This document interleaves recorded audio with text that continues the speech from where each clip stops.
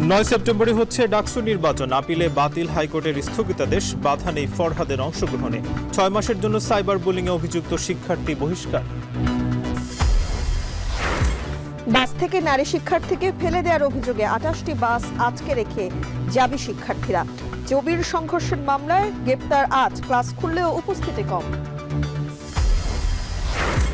আন্দোলনের কৃতিত্ব নিয়ে লড়াই করলে দেশের ভবিষ্যৎ নেই। নির্বাচন বানচালে দেশি বিদেশি ষড়যন্ত্রের অভিযোগ বিএনপি নেতাদের।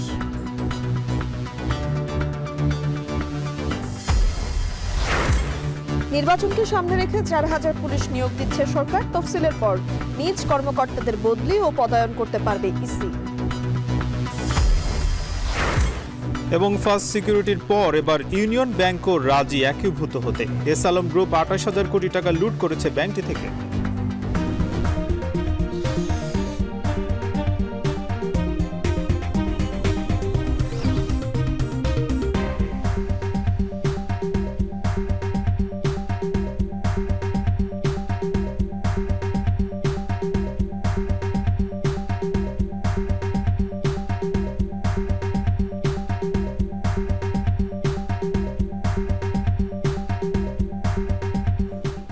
শুনছিলেন শিরোনাম, স্বাগত এখন দুপুরে। পুরো সংবাদ জুড়ে সঙ্গে রয়েছে আমি তানজিলা খান মিম এবং আমি নাজমুস সাকিব। পূর্ব নির্ধারিত 9 সেপ্টেম্বরে হচ্ছে ডাকসু নির্বাচন। হাইকোর্টের স্থগিতাদেশ বাতিল করে রায় দিয়েছেন আপিল বিভাগ। একই সঙ্গে জিএস প্রার্থী এস এম ফরহাদের নির্বাচনে অংশ নিতে কোনো বাধা নেই বলে জানিয়েছেন আইনজীবী। বিস্তারিত প্রতিবেদনে। 1 মাস ধরে উৎসব মুখর ও প্রতিদ্বন্দ্বিতাপূর্ণ পরিবেশে চলছিল ঢাকা বিশ্ববিদ্যালয়ের কেন্দ্রীয় ছাত্র সংসদ ডাকসু নির্বাচন। ক্যাম্পাসের আনাচে কানাচে ভোট প্রার্থনা। এরকম একটি ভোটের পরিবেশে বাম জোটের মুক্তিযুদ্ধ ও গণতান্ত্রিক আন্দোলন বিষয়ক প্রার্থী ফাহমিদা আলম হাইকোর্টে রিট করেন। রিটে ডাকসুর জিএস প্রার্থী ও ঢাকা বিশ্ববিদ্যালয়ের ছাত্র শিবিরের সভাপতি এস এম ফরহাদের প্রার্থিতা নিয়ে প্রশ্ন তোলেন। অভিযোগ করা হয় কোনো এক সময় ছাত্রলীগ করার কারণে ফরহাদ প্রার্থী হতে পারবে না। হাইকোর্ট রিটের ওপর প্রাথমিক শুনানি করে ডাকসু নির্বাচন 30 অক্টোবর পর্যন্ত স্থগিত করেন এবং ফরহাদের প্রার্থীর ওপর রুল দেন। পরে 1 ঘণ্টার ব্যবধানে চেম্বার আদালত হাইকোর্টের আদেশ স্থগিত করে দেন। বুধবার প্রধান বিচারপতি সৈয়দ রেফাত আহমেদের নেতৃত্বে 7 বিচারপতির আপিল বেঞ্চে প্রায় 2 ঘণ্টা শুনানি শেষে আদেশ দেন। সর্বোচ্চ আদালত তার আদেশে হাইকোর্টের স্থগিত আদেশ স্থগিতই রেখেই 9 সেপ্টেম্বর ডাকসু নির্বাচন অনুষ্ঠানের নির্দেশ দেন। ঢাকা বিশ্ববিদ্যালয়ের আইনজীবী শিশির মনির বলেন, এডিটের আইনগত ভিত্তি নেই। এটা স্বায়ত্তশাসিত প্রতিষ্ঠান, তার ইন্টারনাল মেকানিজমের মধ্যে যে সমস্ত ইলেকশন মেকানিজম আছে এগুলো দেখভাল করার দায়িত্ব ঢাকা বিশ্ববিদ্যালয়ের। ঢাকা ইউনিভার্সিটি স্টুডেন্ট ইউনিয়ন যে গঠনতন্ত্র হয়েছে, এই গঠনতন্ত্র is approved by the syndicate. আজকে বাংলাদেশের সর্বোচ্চ আদালত হাইকোর্ট ডিভিশনের আদেশের উপর স্থগিতাদেশ দিয়েছেন এবং 31 অক্টোবর 2025 পর্যন্ত এই স্থগিতাদেশ বহাল থাকবে।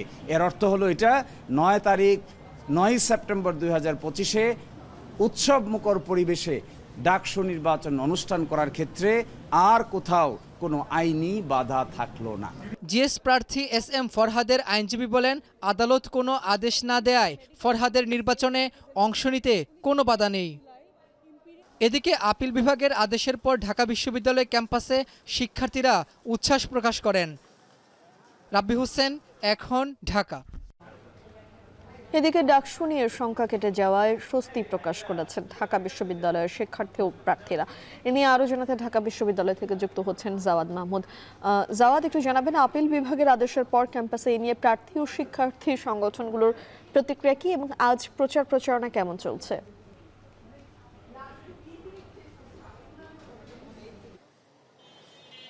আপনি যেমনটি বলছিলেন যে আপিল বিভাগের রায়ের পর, অর্থাৎ যে ডাকসু 9 তারিখে হচ্ছে, এটির পর শিক্ষার্থীদের মধ্যে স্বস্তি, ঠিক তেমনটি কিন্তু তার প্রতিফলন সাথে সাথে আমরা ক্যাম্পাস জুড়ে দেখেছি। সকাল থেকে আমরা ডাকসু লক্ষ্য রাখছিলাম, সেখানে শিক্ষার্থীদের মধ্যে একটা অনিশ্চয়তা ছিল যে আসলে ডাকসু হবে কিনা বা এই রায়টা আসলে কিভাবে এই শিক্ষার্থীদের উপর আসবে। তা সত্ত্বেও কিন্তু আমরা সকাল থেকে শিক্ষার্থীদের প্রচারণা চালাতে দেখেছি, তারা প্রচারণা চালিয়েছেন, তাদের একটি দৃঢ় মনোবল ছিল।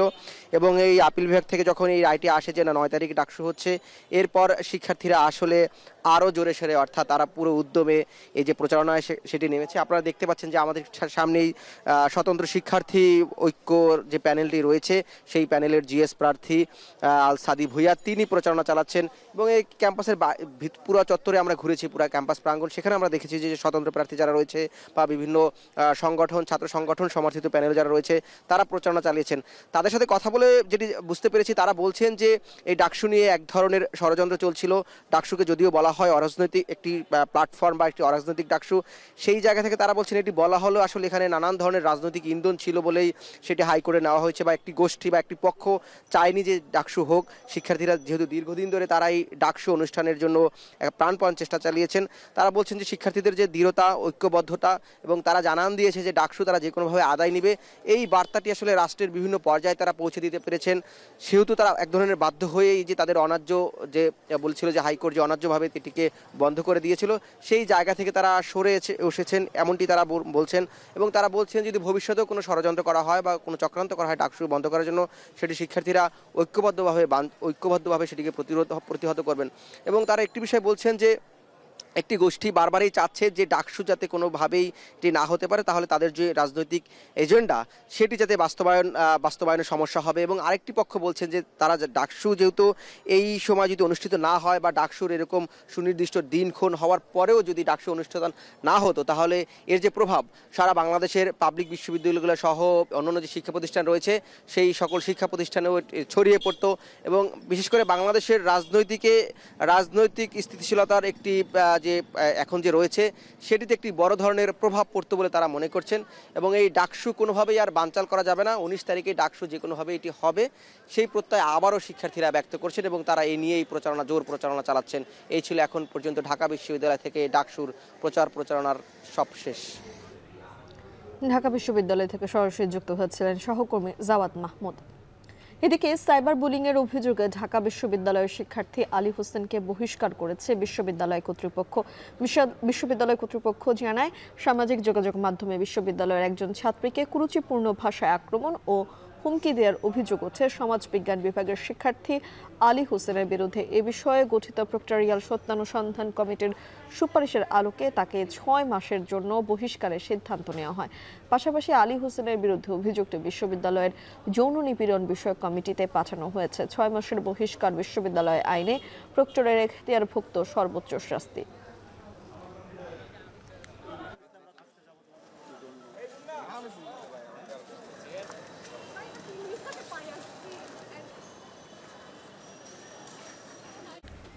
সাধারণ শিক্ষার্থীরা গুপ্ত সংগঠন ও বট বাহিনীর বিরুদ্ধে 9 এবং 11 সেপ্টেম্বর ব্যালটের মাধ্যমে জবাব দিবে বলে মন্তব্য করেছেন ছাত্রদলের সভাপতি রাকিবুল ইসলাম রাকিব।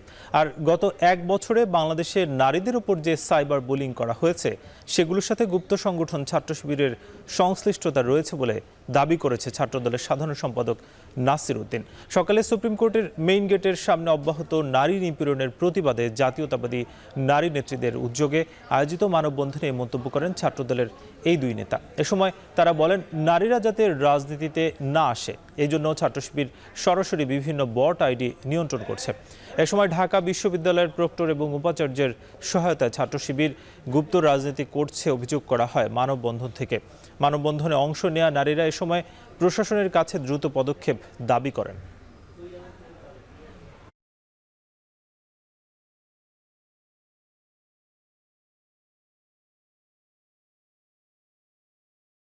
চট্টগ্রাম বিশ্ববিদ্যালয়ে সংঘর্ষের ঘটনায় 8 জনকে গ্রেপ্তার করা হয়েছে। তবে বিশ্ববিদ্যালয়ের নিরাপত্তা দপ্তর থেকে লুট হওয়া দেশীয় অস্ত্র ফেরতের আহ্বান জানিয়েছে। 48 ঘন্টার আলটিমেটাম দিলেও এখনও কোনো অস্ত্র উদ্ধার হয়নি। এদিকে 2 দিন বন্ধ থাকার পর আজ থেকে চট্টগ্রাম বিশ্ববিদ্যালয়ে শুরু হয়েছে ক্লাস। তবে শিক্ষার্থী উপস্থিতি একেবারেই কম। শোয়েব রহমানের প্রতিবেদন। জোবরা গ্রামবাসী আর চট্টগ্রাম বিশ্ববিদ্যালয়ের শিক্ষার্থীদের মাঝে ভয়াবহ সংঘর্ষের 2 দিন পর সকাল 8:15টায় ক্যাম্পাসের স্টেশনে প্রবেশ করে প্রথম শাটল ট্রেন। স্বাভাবিক সময়ে এই শাটলে তিল ধারণের ঠাঁই না থাকলেও আজকের চিত্র একেবারেই ভিন্ন। বেলা 9:30টায় সমাজবিজ্ঞান অনুষদের সামনের চিত্র এটি। শিক্ষার্থী শূন্য ক্যাম্পাস যেন ভুতুড়ে ক্যাম্পাসের রূপ নিয়েছে। বহু শ্রেণীকক্ষে ঝুলছে তালা, আবার কোথাও খোলা থাকলেও নেই শিক্ষার্থী। আতঙ্কের কারণেই বহু শিক্ষার্থী ক্যাম্পাসে আসছেন না বলে দাবি শিক্ষার্থীদের। অনেকেই আতঙ্কে আছে, তারা অনেকেই দেশ মানে গ্রামের বাড়িতে চলে গেছে, আমার ফ্রেন্ডরা অনেকেই চলে গেছে, তারা এই বিষয়টা নিয়ে খুবই আতঙ্কিত। বাসার যারা মালিক তারা বলতেছে যে তোমরা আপাতত বাসা থেকে যাও, হলে থাকো, বা তারা যদি আসে বা তাহলে তারা নিরাপত্তা দিতে পারবেন এরকম। ক্যাম্পাসে আমাদের যে বিশাল শিক্ষার্থী তারা অধিকাংশই অনুপস্থিত। আমার কিছু কিছু ফ্রেন্ড ইতিমধ্যেই তার গ্রামের বাসায় চলে গিয়েছে, আবার কিছু কিছু ফ্রেন্ড যারা ক্যাম্পাসের বাইরে থাকতো তারা এখন হলে অবস্থান করছে। শিক্ষকরা বলছেন শিক্ষার্থীর উপস্থিতি কম থাকায় ক্লাস হয়নি কিছু বিভাগে, তবে দ্রুতই পরিস্থিতি স্বাভাবিক হবে বলে আশা করেন তারা। শিক্ষার্থীদের অনুপস্থিত কারণে ক্লাসগুলো ওইভাবে হচ্ছে না আর কি। আমরা শিক্ষকদের যেমন আজকেও আমরা মনিটর করছি যে কি পরিমাণ ক্লাস হচ্ছে না হচ্ছে, তো সব কিছু মিলে আসলে যেভাবে যেভাবে যেটা তো আমাদের চট্টগ্রাম বিশ্ববিদ্যালয়ের ইতিহাসে এই ধরনের ঘটনা কোনো সংঘটিত হয় নাই ক্যাম্পাসে অথবা ক্যাম্পাসের বাইরে। অতএব এবং এটা যেভাবে মিডিয়াগুলোতে এসছে তাদেরকে তাদের গার্ডিয়ানরা অভিভাবকরা ওইভাবে উদ্বুদ্ধ করছেন না যে ক্লাসে আসছেন। এদিকে গতকাল বিশ্ববিদ্যালয় প্রশাসনের দায়ের করা মামলায় এখন পর্যন্ত ৮ জনকে গ্রেপ্তার করা হয়েছে বলে জানিয়েছে হাটহাজারী থানা পুলিশ। শোয়েব রহমান, এখন, চট্টগ্রাম। এদিকে ঢিলে ঢালাভাবে চলছে জাকসু নির্বাচনের প্রচারণা। ছাত্রদল প্যানেলের প্রার্থীদের অভিযোগ, প্রার্থিতা প্রত্যাহারে তাদেরকে চাপ দিচ্ছে বিভিন্ন মহল। অন্যদিকে জাহাঙ্গীরনগর বিশ্ববিদ্যালয়ে এক ছাত্রীকে ধাক্কা দিয়ে ফেলে দেওয়ার অভিযোগে একটি পরিবহনের ২৮টি বাস আটকে রেখেছে শিক্ষার্থীরা। এ নিয়ে আরও জানাতে বিশ্ববিদ্যালয় ক্যাম্পাস থেকে যুক্ত হচ্ছেন হোসেন জাহিদ। জাহিদ, জানাবেন যে ছাত্রদলের প্রার্থীদের অভিযোগের তীর কাদের দিকে আসলে, এবং বাস আটকে রেখে শিক্ষার্থীরা কি দাবি জানাচ্ছেন আসলে? সাকিব, আসলে যে প্রার্থিতা প্রত্যাহারের যে হুমকি, আমরা স্পষ্টভাবেই প্রশ্ন করেছিলাম যে স্পেসিফিক কারা হুমকি দিচ্ছে, কেন হুমকি দিচ্ছে।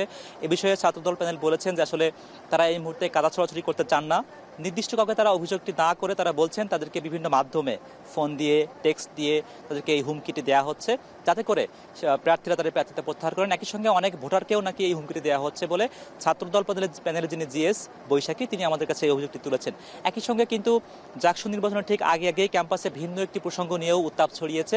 গতকাল সন্ধ্যায় সাভার বাস স্ট্যান্ডে কিন্তু একজন শিক্ষার্থীকে, যিনি নারী শিক্ষার্থী, তাকে ধাক্কা দিয়ে ফেলে দেওয়ার অভিযোগ পাওয়া গিয়েছে, এবং তার সেই অভিযোগের প্রেক্ষিতে তার সহপাঠীরা গিয়ে সেই সড়ক থেকে, মহাসড়ক থেকে মোট 28টি বাস তারা এই বিশ্ববিদ্যালয় ক্যাম্পাসের মূল ফটকের এখানে তারা নিয়ে আসে এবং সেগুলোকে আটকে রাখা হয়। কয়েকটি দাবিও উত্থাপন করা হয়, আসলে নারী শিক্ষার্থীকে হেনস্থা এটি অহরহ ঘটনা এই সড়ক জুড়ে, কাজেই এটি একটি চূড়ান্ত সমাধান তারা চেয়েছিলেন, এবং সেই চূড়ান্ত সমাধান চাওয়ার প্রেক্ষিতেই মূলত এই বাসগুলোকে আটকে রাখা, এবং একই সঙ্গে ক্ষতিপূরণ চাওয়ার যে বিষয়টি সেটিও কিন্তু ছিল।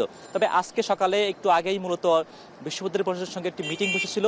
সেই মিটিংয়ের পক্ষ থেকে যেই আলোচনা হয়, সেই আলোচনার প্রেক্ষিতেই মূলত বাসগুলোকে আবারও এখান থেকে ফিরে যাওয়ার অনুমতি দেওয়া হয়েছে, এবং একই সঙ্গে এটি আসলে আশ্বস্ত করা হয়েছে যে আসলে এই রাজধানী পরিবহন, যে পরিবহনের মাধ্যমে আসলে মূলত শিক্ষার্থী হেনস্থার শিকার হয়েছিলেন, তাকে সহ জাহাঙ্গীরনগর বিশ্ববিদ্যালয়ের অন্যান্য কোনো শিক্ষার্থীরা ভবিষ্যতে এই সড়কে চলতে গিয়ে আর কোনো হেনস্থার শিকার হবেন না, এমনটি আশ্বস্ত করার পরেই মূলত রাজধানী পরিবহনের যে বাসগুলো সেগুলো মূলত ফিরতে যাওয়ার অনুমতি দেওয়া হয়েছে। কাজেই বিশ্ববিদ্যালয় প্রাঙ্গণে জাকসু নির্বাচনের আমেজ যেমন ছিল, তার সঙ্গে ভিন্ন একটি প্রসঙ্গ, নতুন একটি মাত্রা যোগ করেছিল। এবং এখানে যারা শিক্ষার্থী আছেন, সাধারণ শিক্ষার্থী, তাদের আমরা জানতে চেয়েছিলাম তাদের অভিব্যক্তি কি। তারাও বলছিলেন যে আসলে এমন ঘটনা বছরে প্রায়ই ঘটে থাকে, এবং বারবারই মূলত এই বাসের যিনি চালকের সহকারী থাকেন তার দ্বারাই হেনস্থা করা হয়ে থাকে। এটি তারা শেষ দেখতে চেয়েছেন যে আসলে এই রাজধানী পরিবহনের যে ঘটনা, এটি যেন শেষ ঘটনা হিসেবে থাকে জাহাঙ্গীরনগর বিশ্ববিদ্যালয় ক্যাম্পাস এলাকায়। সাকিব, চেষ্টা করবো পরবর্তী বুলেটিনে জাকসু নির্বাচনের খবর জানাতে। আপাতত এই ছিল আমার কাছে সর্বশেষ। জাহাঙ্গীরনগর বিশ্ববিদ্যালয় থেকে যুক্ত ছিলেন হোসেন জাহিদ। এদিকে শেষ দিনে জমে উঠেছে রাজশাহী বিশ্ববিদ্যালয় কেন্দ্রীয় ছাত্র সংসদ নির্বাচনের মনোনয়ন ফরম সংগ্রহ কার্যক্রম। নির্বাচনের দিন ঘনিয়ে আসায় সরগরম হয়ে উঠেছে পুরো ক্যাম্পাস। এ পর্যন্ত বিভিন্ন পদে মনোনয়ন ফরম উত্তোলন করেছেন 432 জন, যেখানে রাকসুর জন্য 356টি এবং সিনেটের জন্য 76টি ফরম উত্তোলন করা হয়েছে। মনোনয়ন ফরম বিতরণের পাশাপাশি বিশ্ববিদ্যালয় মেডিকেল সেন্টারে চলছে প্রার্থীদের ডোপ টেস্ট। এ পর্যন্ত 850 জন প্রার্থীর ডোপ টেস্টের জন্য স্যাম্পল নেওয়া হয়েছে। ইতোমধ্যে 687 জনের ডোপ টেস্টের রিপোর্ট দেওয়া হয়েছে। এদিকে 6 বার তফসিল পুনর্বিন্যাস এবং 2 বার ভোট গ্রহণের তারিখ পরিবর্তন করায় নির্বাচন কমিশনের নিরপেক্ষতা ও গ্রহণযোগ্যতা নিয়েও প্রশ্ন উঠেছে। তবে নির্বাচন কমিশনের সিদ্ধান্ত অনুযায়ী প্রথম বর্ষের শিক্ষার্থীরাও ভোটে অংশগ্রহণ ও প্রার্থী হতে পারছেন।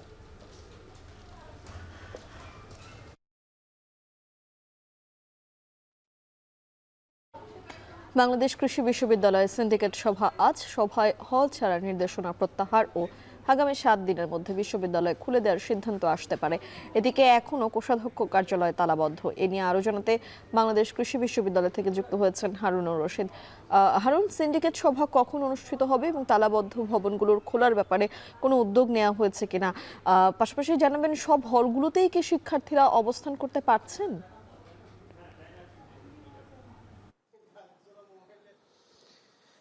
বাংলাদেশ কৃষি বিশ্ববিদ্যালয়ের যে চলমান সংকট, সেই সংকট কিন্তু এখনো পুরোপুরি কাটেনি। অর্থাৎ শিক্ষার্থীদের যে দাবি, সেই দাবি পুরোপুরি এখনো মানা হয়নি। এবং আমরা যতটুকু জানতে পেরেছি যে আজকে বিশ্ববিদ্যালয়ের সিন্ডিকেটের একটি সভা অনুষ্ঠিত হবে। তবে এই সভাটি কখন অনুষ্ঠিত হবে এটি এখনো চূড়ান্ত হয়নি। আমরা বিশ্ববিদ্যালয় প্রশাসনের সাথে কথা বলেছি, তারা যেটি বলেছেন যে শিক্ষার্থীদের সাথে কম্বাইন্ড ডিগ্রি সহ বিভিন্ন বিষয় নিয়ে যে সমস্যাগুলো রয়েছে সেগুলো গতকালকে রাতে অনেকটাই আলোচনায় সিদ্ধান্তের কাছাকাছি আসা হয়েছে। যেমন গতকালকে সিদ্ধান্ত হয়েছে যে আজকে যে সিন্ডিকেট সভা হবে সেই সভা থেকে যে শিক্ষার্থীদের যে হল ছাড়ার নোটিশ দেওয়া হয়েছে সেটি প্রত্যাহার করা হবে এবং বিশ্ববিদ্যালয় যে বন্ধ ঘোষণা করা হয়েছে সেই বিশ্ববিদ্যালয় আগামী 7 দিনের মধ্যে খুলে দিতে হবে, অর্থাৎ ক্লাস পরীক্ষা চালু হবে। এরকম দুটি সিদ্ধান্ত আজকে যে সিন্ডিকেট সভা হবে সেই সভা থেকে আসবে, এরকম একটি সিদ্ধান্ত কিন্তু গতকালকেই হয়েছে। এছাড়া শিক্ষার্থীদের আরও কিছু দাবি রয়েছে যে এই আন্দোলন কার্যক্রম, বিশেষ করে আন্দোলনের এক পর্যায়ে শিক্ষার্থীদের অবরুদ্ধ করে রাখার যে ঘটনা ঘটেছে, এ নিয়ে যেন শিক্ষার্থীদের বিরুদ্ধে কোনো ব্যবস্থা নেওয়া না হয় এবং শিক্ষার্থীদের পরবর্তীতে একাডেমিক বা অন্য কোনো কারণে যেন হয়রানি করা না হয়, কোনো শাস্তিমূলক ব্যবস্থা নেওয়া না হয়, তারও একটা লিখিত সিদ্ধান্ত তারা চেয়েছেন। এছাড়া কম্বাইন্ড ডিগ্রি বিষয়ে যে সংকট রয়েছে, বিশেষ করে বিশ্ববিদ্যালয়ের একাডেমিক কাউন্সিল যে সিদ্ধান্ত নিয়েছে কম্বাইন্ড ডিগ্রির ক্ষেত্রে, এটি শিক্ষার্থীরা মানছেন না। শিক্ষার্থীরা যেটি বলছেন যে একটি মাত্রই ডিগ্রি হবে অ্যানিমেল হাজবেন্ডারি এবং ভেটেরিনারি অনুষদের, সেটি হচ্ছে কম্বাইন্ড ডিগ্রি। এছাড়া আলাদাভাবে কোনো ভেটেরিনারি বা অ্যানিমেল হাজবেন্ডারিতে কোনো ডিগ্রি প্রদান করা যাবে না। এই সিদ্ধান্তটি কিন্তু শিক্ষার্থীরা বলছেন যে তাদের যে দাবি সেটি মানা হয়নি এবং এই দাবিটিও কিন্তু মানতে হবে। এবং এই দুটো দাবি মানা হলেই কিন্তু, এই দাবিগুলো যে মানা হলেই কিন্তু শিক্ষার্থীরা তাদের সব রকম কর্মসূচি প্রত্যাহার করবেন এবং কোষাধ্যক্ষের কার্যালয় সহ যত জায়গায় তালা দেওয়া হয়েছিল সেই তালাগুলো কিন্তু ইতিমধ্যেই খুলে দেওয়া হয়েছে। তো এই ছিল আমার কাছে বাংলাদেশ কৃষি বিশ্ববিদ্যালয় থেকে সর্বশেষ। কৃষি বিশ্ববিদ্যালয় থেকে সরাসরি যুক্ত হয়েছিলেন সহকর্মী হারুনুর রশিদ। আন্দোলনের কৃতিত্ব নিয়ে লড়াই করলে দেশের ভবিষ্যৎ নেই বলে মন্তব্য করেছেন বিএনপির স্থায়ী কমিটির সদস্য আমির খসরু মাহমুদ চৌধুরী। রাজধানীতে এক অনুষ্ঠানে কথা বলেন তিনি। এদিকে নির্বাচন বানচালে দেশি বিদেশি ষড়যন্ত্র হতে পারে বলে মন্তব্য করেছেন বিএনপির স্থায়ী কমিটির আরেক সদস্য ডাক্তার এজেড-এম জাহিদ হোসেন। দলের প্রতিষ্ঠাবার্ষিকী উপলক্ষে হিলিতে আনন্দ র্যালি শেষে সাংবাদিকদের কথা বলেন তিনি। বিস্তারিত প্রতিবেদনে। 2 দিনের ব্যবধানে 2টি রাজনৈতিক দলের শীর্ষ নেতার উপর হামলা, যেখানে নুরুল হক নুরু এখনও আশঙ্কামুক্ত নয়। বৃহস্পতিবার এমন হামলার প্রতিবাদে প্রেস ক্লাবের সামনে আয়োজন করা হয় প্রতিবাদ সভার।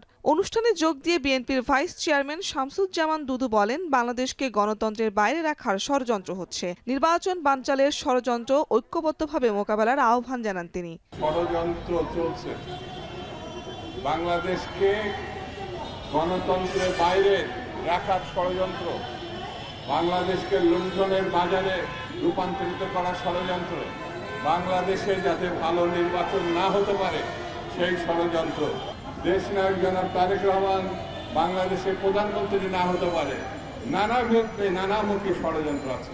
সেই জন্যে আমাদেরকে ঐক্যবদ্ধ থাকতে হবে, ষড়যন্ত্র মোকাবেলা করে সামনের দিকে আমাদের এগিয়ে যেতে হবে।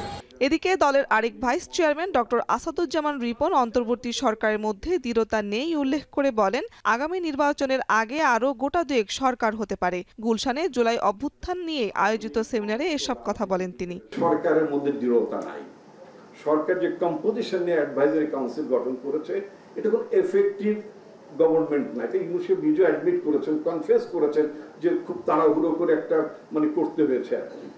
তো দেশটা তো তাড়াহুড়ো করার বিষয় না, এটা অনেক গভীর ভাবনার বিষয়। একই অনুষ্ঠানে দলের স্থায়ী কমিটির সদস্য আমির খসরু মাহমুদ চৌধুরী বলেন, আন্দোলনের কৃতিত্ব নিয়ে লড়াই করলে বাংলাদেশের ভবিষ্যৎ নেই। জানান, ব্যবসায়ীরা নির্বাচনের পর বিনিয়োগ করার প্রস্তুতি নিচ্ছে। এক বছর অ্যাকচুয়ালি বেশি সময় হয়ে গেছে। আমাদের অনেক আগে নির্বাচন প্রক্রিয়ার মাধ্যমে দেশটাকে একটা ডেমোক্রেটিক অর্ডারে চলে যাওয়ার কথা ছিল, এবং এই না যাওয়ার কারণে দেশ কিন্তু দিন দিন নিচের দিকে যাচ্ছে। এই যে মানুষ যে বিনিয়োগ করে, টাকা তো শুধু না, আমার শ্রমের একটা বিনিয়োগ আছে, হ্যাঁ, আমার সময়ের একটা বিনিয়োগ আছে। তো সে যে সে কাজটা করবে, করার জন্য তার তো short term, mid term, long term একটা প্রজেকশন আছে। এখন তো সেটা নাই। ইন্টেরিয়াম মানে ইন্টেরিয়াম ভাই, তো বুঝতে হবে। এদিকে বিএনপির প্রতিষ্ঠা বার্ষিকী উপলক্ষে হিলিতে আনন্দ র্যালিতে অংশ নিয়ে বিএনপির স্থায়ী কমিটির সদস্য ডক্টর AZM জাহিদ হোসেন বলেন, নির্বাচন বানচালে দেশি বিদেশি ষড়যন্ত্র হচ্ছে। বাংলাদেশে যাতে কোনো ষড়যন্ত্রকারী নির্বাচন বানচাল করার দেশীয় বা পার্শ্ববর্তী দেশ থেকে উস্কানি দিতে না পারে, সেজন্য আপনারা যেমন সবাই সজাগ থাকবেন, আমরাও সবাই সচেষ্ট থাকবো। কোন ষড়যন্ত্র হলে সেই ষড়যন্ত্রকে দাঁত ভাঙা জবাব দিতে হবে। পার্শ্ববর্তী দেশ থেকে নির্বাচন নিয়ে উস্কানি দেয়া হলে তা রুখে দিতে সবাইকে ঐক্যবদ্ধ হওয়ার আহ্বান জানান তিনি। শারমিন পুতুল, এখন, ঢাকা। জাতীয় সংসদ নির্বাচন আয়োজনের প্রস্তুতি হিসেবে পুলিশে 4000 ASI নিয়োগ দিতে যাচ্ছে সরকার। পুলিশ মহাপরিদর্শক জানিয়েছেন, ইতোমধ্যে এ প্রস্তাব অনুমোদন পেয়েছে। এছাড়া কনস্টেবল পদেও নিয়োগ চলমান রয়েছে। আর জনপ্রশাসন সচিব বলছেন, বিগত আমলের বিতর্কিত নির্বাচনী কর্মকর্তাদের বাদ দিয়ে মাঠ প্রশাসনের পরিবর্তন আনা হয়েছে। বুধবার সচিবালয়ে জনপ্রশাসন সচিবের সাথে দেখা করতে আসেন পুলিশের মহাপরিদর্শক। বৈঠক শেষ করে দুই কর্মকর্তা জানান, তারা নিয়োগ বিধানের ছোটখাটো কয়েকটি ত্রুটি দূর করেছেন। এ সময় এক প্রশ্নের উত্তরে জনপ্রশাসন সচিব বলেন, বিগত আমলে যারা নির্বাচনী অপরাধের সঙ্গে জড়িত ছিল তাদের বাদ দিয়েই প্রশাসন সাজানো হয়েছে। তবে তফসিল ঘোষণার পর নির্বাচন কমিশন চাহিদা মতো মাঠ প্রশাসনে পরিবর্তন আনার ক্ষমতা রাখেন। আর দ্রুত সময়ের মধ্যে পুলিশের এই নিয়োগ সম্পন্ন হবে বলে জানান পুলিশ মহাপরিদর্শক। একই সঙ্গে জেলা ও বিভাগীয় পর্যায়ে পুলিশের কনস্টেবল পদে নিয়োগ অব্যাহত রয়েছে বলেও জানান তিনি।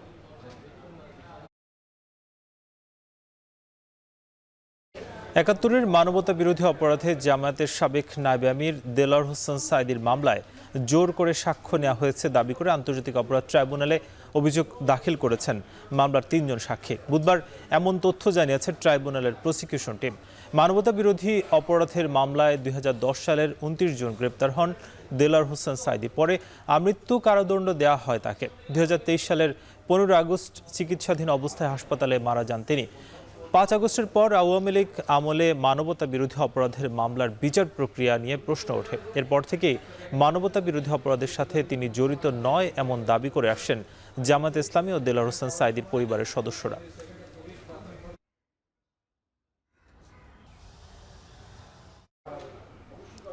লক্ষ্মীপুরে 7 দিন আটকে রেখে এক তরুণীকে ধর্ষণের অভিযোগ পাওয়া গেছে। এই ঘটনার মামলার প্রধান আসামি এক যুবককে গ্রেপ্তার করেছে পুলিশ। সকালে শহরের ঝুমুর সিনেমা হলের সামনে থেকে তাকে আটক করে আদালতের মাধ্যমে কারাগারে পাঠানো হয়। এর আগে গত 15 আগস্ট রাতে 4 জনকে আসামি করে নির্যাতিত তরুণীর বাবা বাদী হয়ে রায়পুর থানায় একটি মামলা করেন। মামলার পর থেকে তাকে পলাতক ছিলেন আসামিরা। মামলার এজাহারে বলা হয়েছে, গত 14 আগস্ট কিশোরীকে বাড়ির সামনে থেকে গাড়িতে তুলে নিয়ে প্রথমে কক্সবাজার এবং পরে লক্ষ্মীপুর শহরে একটি বাসায় আটকে রাখা হয়। এ সময় তাকে একাধিকবার ধর্ষণ করা হয়। এই ঘটনায় রায়পুর থানার ওসি জানান, মামলায় গ্রেপ্তারকৃত যুবক সহ 3 জনকে আসামি করা হয়েছে। গ্রেপ্তারের পর প্রাথমিক জিজ্ঞাসাবাদে অপরাধের কথা স্বীকার করে প্রধান আসামি। কক্সবাজার শহরের বাকখালী নদীর তীরবর্তী পেশকারপাড়া এলাকায় বিআইডব্লিউটি এর উচ্ছেদ অভিযান ঘিরে তৈরি হয়েছে উত্তেজনা। সড়কে অবস্থান নিয়েছে শত শত মানুষ। অভিযানের আগে বিদ্যুৎ সংযোগ বিচ্ছিন্নের সময় মই ভাঙচুর এবং এক্সকাভেটর প্রবেশে বাধা দেওয়া হয়েছে। এ বিষয়ে বিস্তারিত জানাতে যুক্ত হচ্ছেন মন্তোষ বেদজ্ঞ। মন্তোষ, জানাবেন যে উচ্ছেদ অভিযানে প্রশাসন এবং আইনশৃঙ্খলা বাহিনীর তৎপরতা কেমন দেখছেন এবং কি পরিস্থিতি আসলে সেখানকার?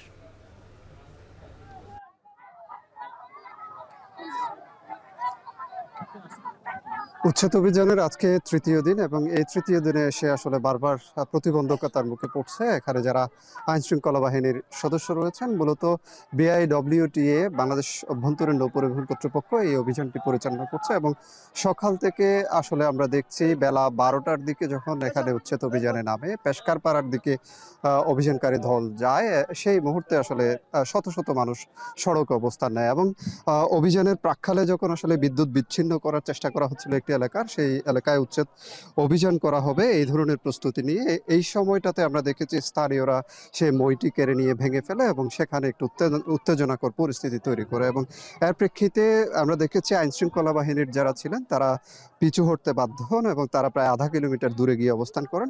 পরবর্তীতে দুপুর 1:30টার দিকে আবারও বিকল্প পথে আসলে বিপুল সংখ্যক পুলিশ সদস্য, সেনা সদস্য, আনসার বাহিনীর র্যাব সদস্যরা মিলে কিন্তু আবারও উচ্ছেদ অভিযানে আসে এবং বিকল্প পথে যখন তারা আসলে এই আমরা যে জায়গাটিতে আছি এখানে পার্শ্ববর্তী একটা ছড়া রয়েছে এবং এই ছড়ার অপোজিটেই হচ্ছে বেশ কিছু স্থাপনা রয়েছে। এই স্থাপনাগুলো অবৈধ বলা হচ্ছে BIWTA এর পক্ষ থেকে এবং সেগুলো মূলত উচ্ছেদ করতে এখানে তাদের আসা। আমরা দেখছি যে এখানে আসার পর থেকে সেখানে শত শত মানুষ প্রশাসনের বিরুদ্ধে স্লোগান দিচ্ছেন এবং আহ্বান জানাচ্ছেন তারা যাতে অভিযান না করে ফিরে যান এবং তারা এটি নিজেদের ব্যক্তি মালিকানাধীন দাবি তারা করছেন এবং বলছেন যে সরকারকে তারা সব নিয়ম মেনে এই জমিগুলো তারা কিনেছেন এবং সরকারকে নিয়মিত খাজনাও তারা দিচ্ছেন। কিন্তু বাংলাদেশ অভ্যন্তরীণ নৌ পরিবহন কর্তৃপক্ষ যেটি বলছে যে জায়গাটিতে বর্তমানে উচ্ছেদ অভিযানে তারা এসেছেন, এই জায়গাটিতে একসময় নদীর প্রবাহ ছিল এবং সেই প্রবাহমান নদী আস্তে আস্তে ভরাট করে দখল করা হয়েছে। সে ধরনের অভিযোগের প্রেক্ষিতেই কিন্তু তারা অভিযান নেমেছেন এবং তাদের যে 2010 সালে যে কক্সবাজারকে নদী বন্দর ঘোষণা করা হয়েছিল, সেই নদী বন্দরের 269 একর মতো জায়গা রয়েছে আওতাধীন। সেই সব এলাকায় যেসব বসতি গড়ে উঠেছে তারা সেই সব বসতি সম্পূর্ণ উচ্ছেদে আসলে মাঠে নেমেছেন এবং 5 দিনের যে তারা উচ্ছেদ অভিযানকে নিয়ে 5 দিনের জন্য তারা উচ্ছেদ অভিযান নেমেছেন। গত পরশু যে অভিযানটি শুরু হয়েছে আগামী পরশু অর্থাৎ 5ই সেপ্টেম্বর পর্যন্ত এই অভিযানটি চলবে এবং এখন পর্যন্ত যে উত্তেজনাকর পরিস্থিতি এখানে তৈরি হয়েছে সেই পরিস্থিতি ক্রমশ কোন দিকে যায় সেটি আসলে সময়ের অপেক্ষা এবং একটা সংঘাতময় পরিস্থিতি আসলে এখানে তৈরি হয়েছে। আমার ঠিক ডান পাশে আইন শৃঙ্খলা বাহিনীর বিপুল সংখ্যক সদস্য অবস্থান করছেন এবং এই পাশে হচ্ছে বিপুল সংখ্যক স্থানীয় লোকজন অবস্থান নিয়েছেন। সব মিলে একটি উত্তেজনাকর পরিস্থিতি এই মুহূর্তে বিরাজ করছে। এই ছিল অভিযানের সবশেষ। উচ্ছেদ অভিযানকে ঘিরে এক প্রকার উত্তেজনা চলছে, সে খবর জানাচ্ছিলেন মন্তোষ বেদজ্ঞ। ময়মনসিংহ মেডিকেল কলেজ হাসপাতালে ক্রমেই বাড়ছে ডেঙ্গু জ্বরে আক্রান্ত রোগীর সংখ্যা। বিভিন্ন ওয়ার্ডে চিকিৎসা নিচ্ছেন 38 জন রোগী, বেশিরভাগই ঢাকা ফেরত। চিকিৎসকরা বলছেন জলবায়ু পরিবর্তনের সাথে বদলেছে ডেঙ্গুর ধরন। এ অবস্থায় সচেতনতা বাড়ানোর তাগিদ দিচ্ছেন তারা। আরও জানাচ্ছেন ইমতিয়াজ আহমেদ। ময়মনসিংহ মেডিকেল কলেজ হাসপাতালের মেডিসিন ওয়ার্ডের সামনে রোগীসহ স্বজনদের উপচে পড়া ভিড়। প্রতিদিন বাড়ছে সেবা প্রত্যাশীর সংখ্যা। বেশিরভাগই জ্বর ও ডেঙ্গু আতঙ্কে ছুটে আসেন হাসপাতালে। জামালপুরের কাঠমিস্ত্রি শামীম কাজের সন্ধানে গিয়েছিলেন চট্টগ্রাম, সেখান থেকেই তীব্র জ্বর, ঠান্ডা কাশি। প্রথমে জামালপুর হাসপাতালে চিকিৎসা নিলেও অবস্থার অবনতি হওয়ায় 2 দিন হলো ভর্তি হয়েছেন ময়মনসিংহ মেডিকেল কলেজ হাসপাতালে। পরীক্ষা নিরীক্ষায় ধরা পড়ে ডেঙ্গু আক্রান্ত তিনি। তার মতো অনেকেই ভুগছেন মশাবাহিত এ রোগে। বর্তমানে হাসপাতালটিতে চিকিৎসা নিচ্ছেন 38 জন ডেঙ্গু রোগী। চিকিৎসকরা বলছেন জলবায়ু পরিবর্তনের সাথে সাথে এডিসের জীবাণুর ধরন বদলেছে। এদিকে ময়মনসিংহ মেডিকেল কলেজ হাসপাতালে অনেকদিন ধরেই বন্ধ ডেঙ্গুর বিশেষায়িত ওয়ার্ড। এতে ব্যাহত হচ্ছে চিকিৎসা সেবা। তবে হাসপাতাল কর্তৃপক্ষ বলছে রোগীর সংখ্যা আরও বাড়লে ডেঙ্গু ওয়ার্ড ফের চালু করা হবে। ইমতিয়াজ আহমেদ, এখন, ময়মনসিংহ। ব্যাংকিং খাত সংস্কারের অংশ হিসেবে শরিয়া ভিত্তিক দুর্বল 5 ব্যাংকে একীভূতকরণে বাংলাদেশ ব্যাংকের সিদ্ধান্ত আপত্তি নেই বলে জানিয়েছে ইউনিয়ন ব্যাংক। বুধবার কেন্দ্রীয় ব্যাংকে গভর্নরের অনলাইনে উপস্থিতিতে আয়োজিত শুনানিতে অংশ নিয়ে ব্যাংকটির চেয়ারম্যান মোহাম্মদ ফরিদ উদ্দিন আহমদ এ কথা জানান। গতকাল মঙ্গলবার অনলাইনে গভর্নরের উপস্থিতিতে শুনানিতে ফার্স্ট সিকিউরিটি ইসলামী ব্যাংক অংশ নিতে একীভূত হতে সম্মতি জানায়। এর আগেও সপ্তাহ জুড়ে নির্ধারিত শুনানিতে অংশ নিতে এক্সিম ব্যাংক এবং সোশ্যাল ইসলামী ব্যাংক আসলেও গভর্নরের অসুস্থতার কারণে শুনানি স্থগিত করা হয়। যদিও এ দুটি ব্যাংক একীভূত হতে নারাজ। আগামীকাল বৃহস্পতিবার গ্লোবাল ইসলামী ব্যাংক শুনানিতে অংশ নেওয়ার কথা রয়েছে। এই 5 ব্যাংকের সম্মিলিত মূলধন ঘাটতি এ খেলাপি ঋণের পরিমাণ ছাড়িয়েছে 2,86,000 কোটি টাকারও বেশি। প্রাথমিক ব্যয় হিসেবে একীভূত করতে 5 ব্যাংকের ব্যয় ধরা হয় 35,000 কোটি টাকা। এই 5 ব্যাংকের নাম হতে পারে ইউনাইটেড ইসলামী ব্যাংক বা আল ফাতাহ ব্যাংক। দ্বিমত না পোষণ করার কোনো কারণ নেই, কারণ আমরা তো এটাকে স্ট্যান্ড অ্যালোন আলাদাভাবে এককভাবে তো দাঁড় করার আর কোনো সুযোগ নেই। যাদের নামে এই বিনিয়োগগুলি বা ঋণগুলি লেখা আছে তাদের খোঁজও পাওয়া যায় না। এসালমের গ্রুপের এখন যে আউটস্ট্যান্ডিং প্রিন্সিপাল বিভিন্ন সময় থেকে তো নেওয়া, এটা এখন প্রায় 28,000 কোটি টাকার মতো দাঁড়িয়েছে। একপাশে পুতিন আর একপাশে কিম জং উনকে নিয়ে সর্বকালের সবচেয়ে বড় কুচকাওয়াজ শেষ করল চীন। বিজয় দিবসের এই আয়োজনকে নিজের সামরিক শক্তির প্রদর্শন হিসেবে দেখছেন বিশেষজ্ঞরা। তবে চীনের মাটিতে একই সঙ্গে কিম জং উন ও পুতিনের উপস্থিতি মেনে নিতে পারছেন না ট্রাম্প।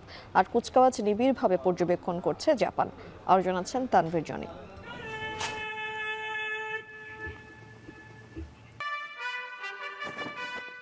দ্বিতীয় বিশ্বযুদ্ধে জাপানের আনুষ্ঠানিক আত্মসমর্পণের দিনটি বিশাল আয়োজনের মধ্য দিয়ে স্মরণ করছে চীন।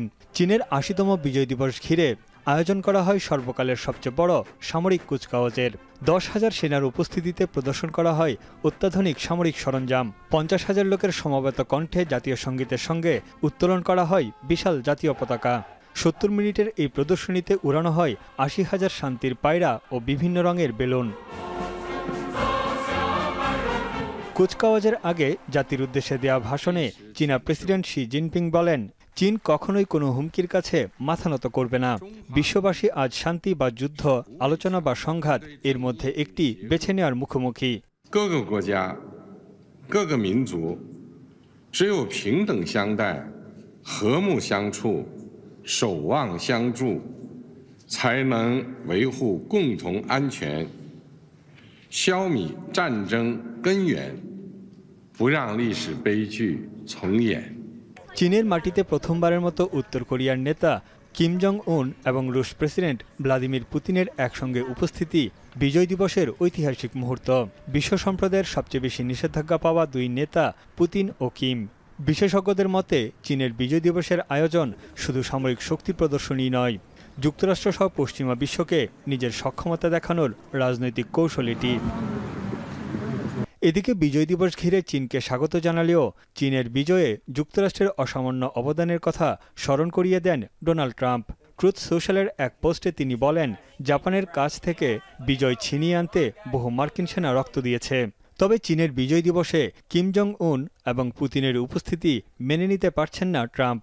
যুক্তরাষ্ট্রের বিরুদ্ধে তারা ষড়যন্ত্র করছেন বলে অভিযোগ মার্কিন প্রেসিডেন্টের।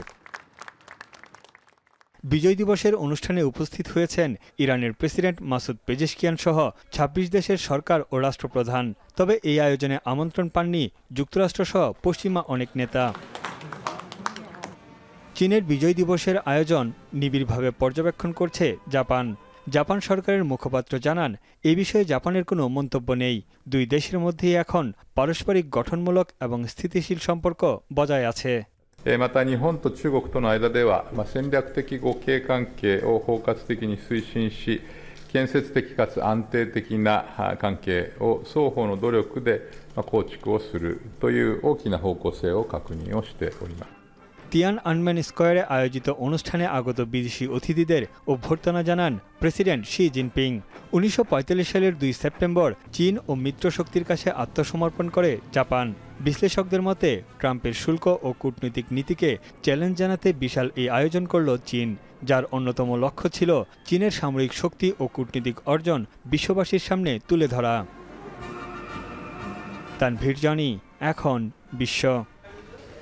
3 ম্যাচ সিরিজের টানা 2 ম্যাচ জিতে এরই মধ্যে সিরিজ নিশ্চিত করেছে বাংলাদেশ, যে কারণে এবারেই প্রথম ডাচদের বাংলা ওয়াশ করার হাতছানি লিটন দাসের দলের। টি-20 ফরম্যাটে এর আগেও সিরিজে মুখোমুখি হয় দুদল, তবে 13 বছর আগে নেদারল্যান্ডসের মাটিতে দ্বিপক্ষীয় সিরিজে 1-1 সমতায় শেষ করে টাইগাররা। তবে এবার দেশের মাটিতে নেদারল্যান্ডসের বিপক্ষে এমন জয় এশিয়া কাপের আগে ভালো প্রস্তুতি হিসেবে দেখছেন ক্রিকেটাররা। এদিকে এক ম্যাচও না জেতা নেদারল্যান্ডস চাইবে অন্তত শেষ ম্যাচে মানসম্মান বাঁচাতে। সিলেট আন্তর্জাতিক ক্রিকেট স্টেডিয়ামে দু দলের লড়াই শুরু সন্ধ্যা 6টায়।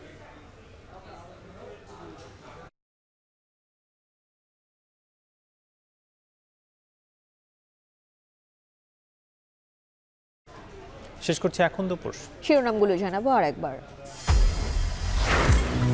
9 সেপ্টেম্বরে হচ্ছে ডাকসু নির্বাচন, আপিলে বাতিল হাইকোর্টের স্থগিতাদেশ। বাধা নেই ফরহাদের অংশগ্রহণে, 6 মাসের জন্য সাইবার বুলিং অভিযুক্ত শিক্ষার্থী বহিষ্কার।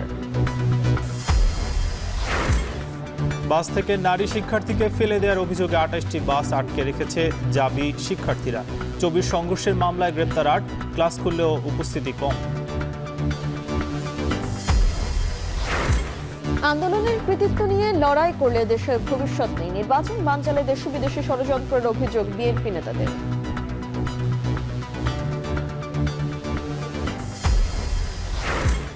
নির্বাচনকে সামনে রেখে 4000 পুলিশ নিয়োগ দিচ্ছে সরকার।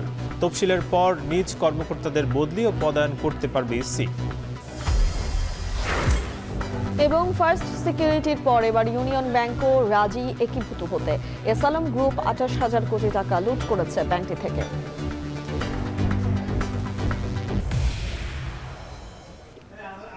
এই ছিল এখন দুপুরে। এখন টেলিভিশন ওয়েবসাইটে দেখুন এখন.টিভি, ফেসবুকে দেখুন facebook.com/tv.এখন, এছাড়া ইউটিউবে দেখুন youtube.com/c/echontv।